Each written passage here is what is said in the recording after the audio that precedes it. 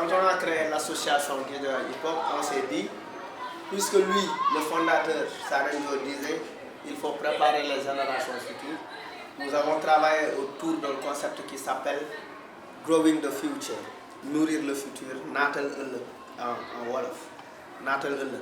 Tout ce que nous faisons, c'est effectivement pour préparer les générations futures. Depuis que le centre est installé ici, énormément de jeunes sont formés.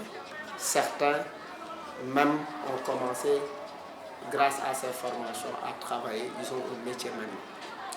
Mais à côté de l'aspect artistique, il y a une dimension citoyenne, mais toujours portée par la culture du peuple. C'est-à-dire sensibiliser les populations au changement de comportement, rendre propre le quartier, planter un peu partout des arbres. C'est pour cela que nous avons dans notre association une sous-association qui s'appelle les Volontaires Verts de Green Volunteers, qui s'occupe effectivement d'aménagement d'espaces verts dans la localité. Nous ne sommes pas des gens qui viennent imposer, c'est-à-dire notre invasion se fait par négociation. Parce que le hip-hop est un instrument d'apaisement de la tension sociale également.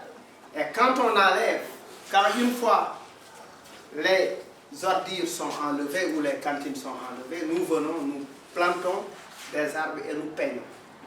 Et ce travail que nous faisons dans la récupération d'espace a eu comme résultat quoi?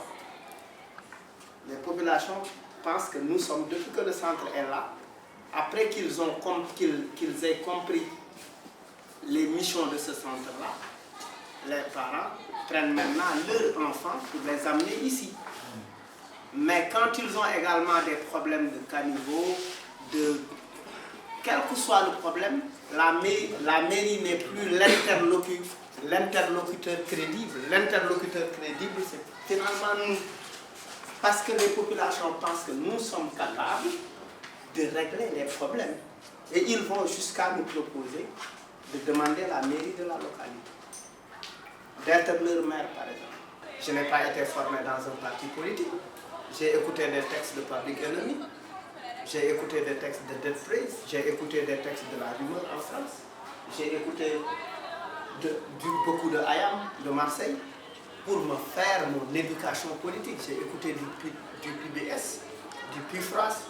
Les luttes citoyennes que nous avons menées ont conduit à la mise en place du Fonds de développement des cultures urbaines. Cette année, c'est porté à 1 milliard. C'est comment le hip-hop est-il capable d'influencer des décisions politiques? C'est la force du hip-hop en tant que, effectivement, véhicule d'influence de décisions politiques.